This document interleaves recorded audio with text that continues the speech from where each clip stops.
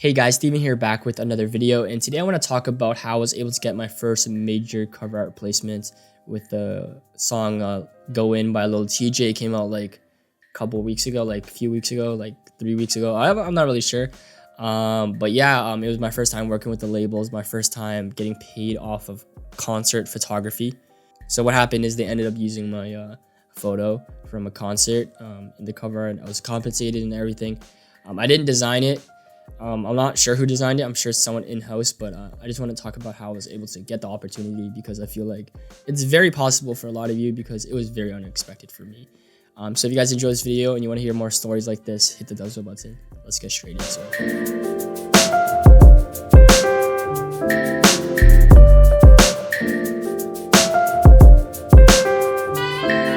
So first things first, I'm not some like crazy guy with crazy connections. I have some YouTube clout, but my channel is also like dead basically. So there's not really a lot of leverage or experience I had with labels or higher ups like that, right? So that's why I'm talking about like this is very possible that it happened to you. Like this was the most unexpected thing. Like I got a text one day saying, "Oh, can we use your photos for a cover art that's coming out?" And they actually designed it before they got permission to use it, like to use my photo. Like they designed the whole thing with my photo in it before they got permission from me. So I could have jacked up the price like a lot because they already made the design.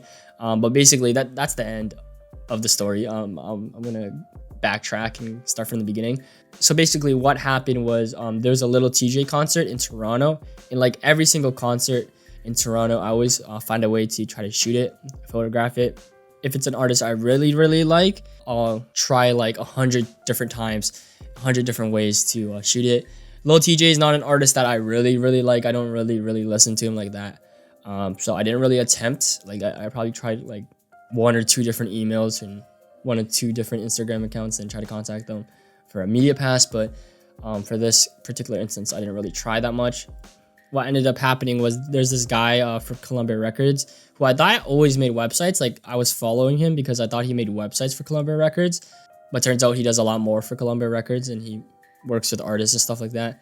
He tweeted out that he needed a videographer for someone that's coming to Toronto for a concert. And at the time, like I totally forgot that Lil Tjay was even coming.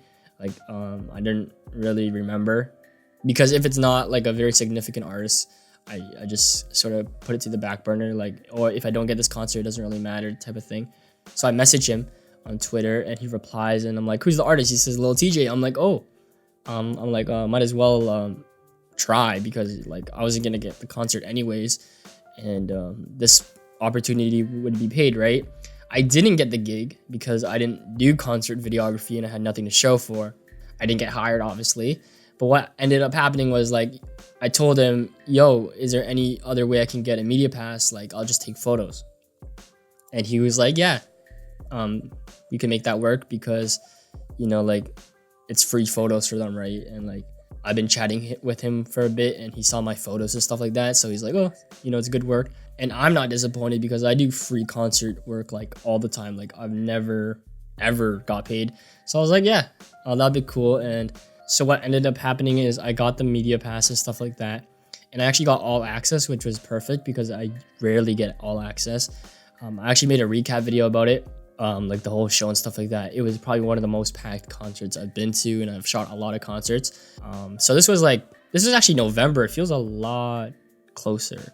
Yeah, that's crazy. But basically, I gave them the photos. I thought they turned out like pretty grainy and stuff like that. I wasn't really happy with a lot of them. But because it was all access, like I had a lot of different angles that a lot of people didn't have.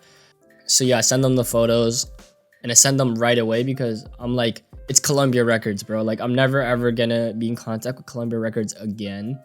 Probably like in the near future. Like when am I ever gonna work with a label? Like this is a really good opportunity. I left the venue as soon as I could and I Ubered home, and in the Uber I was editing because I needed to get the photos to them before anyone else got their photos to them, because I knew like Sony Music was there, like a bunch of other photographers were there. So I'm like, I need to show them that, you know, I'm hardworking and stuff like that. And I know that Lil Tjay doesn't have a tour photographer. So I'm like, okay, let me make this opportunity worth it, because I'm never gonna get this again, right? So, you know, So obviously, like, I'm not Lil Tjay's photographer now, but like that's sort of how I think, like the most optimistic way I think. And I'm like, let me make something of this situation. So me actually sending it to them early didn't really do anything because I feel like they didn't even check the photos till like 3 days later. So it didn't really do anything. But that's just sort of how I think. So I think about a week. So I think about like 2 weeks later, or maybe even a month. It might have been a month later. I was in a Starbucks. I was editing, and I get a message from the guy that I contacted. And he's like, "Yo, we'd like to commission you on a photo that you took at the show." And I'm like, "Oh, of course, right?" And like I said before, they actually made the cover art before telling me that my photo was in it. So I sort of aimed it very high at the price because I knew that they don't want to remake it, right? So like they might as well just pay me the rate. So that's what I did. And yeah, that's basically what happened. So it's very unexpected. Like that's why you always got to stay alert on social media and stuff like that. I know people who've gotten hired by like Slam Magazine off a tweet or something like that, because they do that all the time. Obviously, like Columbia Records Twitter account's not gonna tweet it out. You gotta like follow like the A&Rs and like the directors and stuff like that. That's where you're gonna find the opportunity. And then later on, my photos ended up in the lyric video, and the guy who actually animated the lyric video is actually from Toronto too, which is really cool because I've been following him for a long time. He does a lot of stuff for XO, the Weeknd's label, so that's really cool.